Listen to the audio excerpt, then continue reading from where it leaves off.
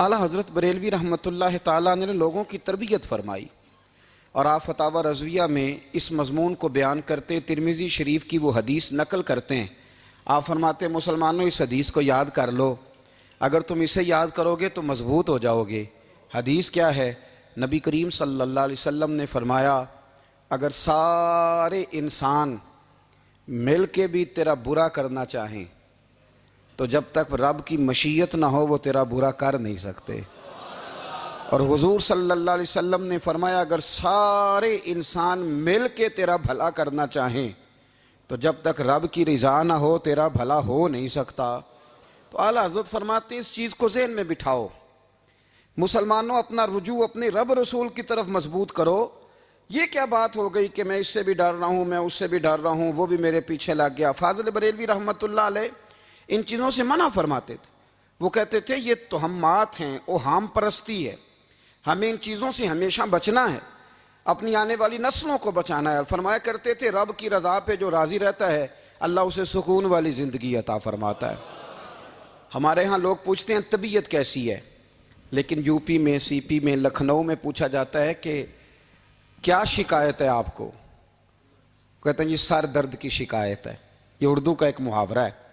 جناب کیا شکایت ہے؟ کہتے ہیں جی مجھے کمر درد کی شکایت ہے۔ پھر پوچھنے والے پوچھتے ہیں کہ جناب اس شکایت کا کیا بنا؟ تو صدر الشریعہ مولانا امجد علی صاحب اعظمی رحمۃ اللہ علیہ فرماتے ہیں اعلیٰ حضرت کو بخار تھا تو میں حاضر ہوا تو میں نے کہا حضور شکایت کا کیا بنا؟ کہنے لگے مولانا پڑھے لکھے ہو کے تو ایسی باتیں نہ کرو، شکایت کس سے کرنی ہے؟ رب نے جس حال میں رکھا ہے بڑا ہی اچھا رکھا ہوا ہے، شکایت کا کیا معنی ہوا؟ اللہ نے جہاں سمجھا مناسب اس نے ہمیں رکھا ہے، شکایت کیا ہوتی ہے؟ مجھے کسی سے شکایت نہیں۔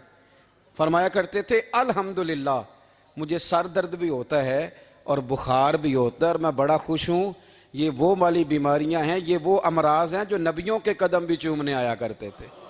میں خوش بخت ہوں کہ وہ امراض جو انبیاء کے پاس آتے تھے، سر درد اور بخار، وہ مجھے لگتے ہیں۔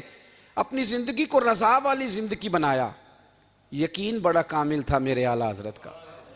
امام غزالی نے حدیث لکھی ہے، نبی کریم صلی اللہ علیہ وسلم نے فرمایا ہے یقین اس طرح سیکھا کرو جس طرح تم قرآن سیکھتے ہو۔ آج میرے دور کا سب سے بڑا مسئلہ یقین کی کمزوری ہے۔ مسلمان کچی پکی سوچیں سوچتا ہے، کمزور کمزور جملے بولتا ہے، اس کو دنیا داروں کے وعدوں پر اعتماد جلدی ہوتا ہے، لیکن معاذ اللہ اللہ رسول کے وعدوں کے بارے میں یہ کئی دفعہ شکوک کا شکار ہوتا ہے۔ اسے سمجھنا چاہیے۔ فاضل بریلوی ایک پختہ یقین والی شخصیت تھے، پختہ یقین والی۔ بریلی شریف کے دائیں بائیں طاعون کا مرض پھیل گیا تو اعلیٰ حضرت فرماتے ہیں میرے منہ میں بھی کچھ گلٹیاں نکل آئیں، تو بعض لوگوں نے کہا شاید آپ کو بھی طاعون ہو گیا ہے۔ اعلیٰ حضرت رحمۃ اللہ علیہ فرماتے ہیں جو سب سے بہترین طبیب تھا وہ لایا گیا، اس نے میرا منہ دیکھ کے گلٹیاں دیکھ کے کہا اوہ آپ کو تو طاعون کا مرض ہو گیا ہے۔ تو اعلیٰ حضرت فرمانے لگے مجھے ساری بیماریاں لگ سکتی ہیں، یہ نہیں لگ سکتی۔ اس نے کہا حکیم میں ہوں کہ آپ ہیں؟ فرمایا نہیں آپ ہی ہیں، پر یہ بیماری مجھے نہیں لگ سکتی، یہ مجھے ہو نہیں سکتی۔ اس نے اصرار کیا تو اعلیٰ حضرت رحمۃ اللہ تعالی علیہ اس کو کہنے لگے میاں تو جو مرضی کر لیکن مجھے طاعون کا مرض نہیں ہو سکتا، یہ بات طے ہے۔ وہ ناراض ہو کے چلا گیا۔ اب طاعون کی جو گلٹیاں ہوتی تھی نا وہ بڑے بڑے مہینوں نہیں جاتی تھیں، تکلیف رہتی تھی۔ اعلیٰ حضرت کہتے ہیں میں نے اسی رات نا تھوڑی سی کالی مرچوں کا سفوف بنایا اور مسواک میں رکھ کے جب منہ کے اندر چھڑکا تو تھوڑا سا خون نکلا اور میرا منہ بالکل ٹھیک ہو گیا۔ سویرے میں نے کہا بلاؤ نا اپنے حکیم کو جو کہتا تھا طاعون ہو گیا ہے۔ تو لوگ کہنے لگے حضور آپ کو ویسے کیسے پتا تھا طاعون نہیں ہے؟ فرمانے لگے پتہ اس طرح تھا کہ اللہ کے رسول صلی اللہ علیہ وسلم نے ایک دعا ارشاد فرمائی ہے، فرمایا کسی مریض کو دیکھ کے پڑھ لو الحمدللہ الذی مما ابتلاک بہ وفضلنی علی کثیر ممن خلق تفضیلا۔ حضور نے فرمایا کسی بیمار کو دیکھ کے، مصیبت والے کو دیکھ کے یہ دعا پڑھو، تم اس مصیبت میں شکار نہیں ہوں گے۔ فرمانے لگے میں نے طاعون کے مریض کو دیکھ کے دعا پڑھ لی تھی، تارے ٹوٹ سکتے ہیں، چاند گر سکتا ہے، سورج اپنی جگہ چھوڑ سکتا ہے، پر مدینے والے محبوب کی بات غلط نہیں ہو سکتی۔ یہ میرا یقین کامل ہے، ساڈے نبی دی زبان ساڈے واسطے قرآن، یہ بات غلط ہو سکتی؟ مضبوط یقین فاضل بریلوی کا۔ مضبوط نظریات. اعلیٰ حضرت رحمت اللہ تعالیٰ علیہ سے کسی نے کہا آپ کس طرح کے مومن ہیں, کس طرح کے مومن ہیں؟ تو اعلیٰ حضرت فرمانے لگے میرا دل چیرو, اس کو کھولو, ایک طرف لا الہ الا اللہ لکھا ہوگا, دوسری جانب محمد رسول اللہ لکھا ہوگا, کھول کے دیکھ لو. ایک تو یقین کی. پھر دوسری بات, خشک لوگوں کو زندگی گزارنے کا مزہ کوئی نہیں آتا. زندگی گزارنے کا مزہ اسے ہی آتا ہے جسے کسی سے پیار ہو جاتا ہے. باقی نہ دیکھیں نا, ایک بندہ جبرن ایک شخص بچے پالتا ہے, وہ کہتا ہے یہ میرے لیے کیا مصیبت ہے 5 بچے, اور ایک شخص کو بچوں سے پیار ہو جاتا ہے. وہ جوان بھی ہے, خوبصورت بھی ہے, پر عید پہ کپڑے نہیں خریدتا. بیوی سے کہتا ہے میں پرانی پہن لوں گا پر بچوں کو نہیں لے دے. اور بھائی تیری خواہشیں مر گئی ہیں, تیری خوبصورتیوں کی طرف جانے کی آرزویں ختم ہو گئی. تو کہنے لگا سارا کچھ ہے پر بچوں سے پیار جو ہو گیا ہے. اعلیٰ حضرت رحمت اللہ علیہ بہت بڑے فلسفی تھے, منطقی تھے, بہت بڑے سائنسدان تھے. یہاں بڑا سنجیدہ اجتماع ہے, میں بڑی خاص بات کرنے لگا ہوں. سارے سائنسدان کہتے ہیں زمین گھومتی ہے. اعلیٰ حضرت نے اتنی موٹی کتاب لکھی ہے زمین ساکن ہے. فرماتے تھے ہم جیسے مرضی سائنسدان کہیں کہ آپ نے دلائل دی ہیں.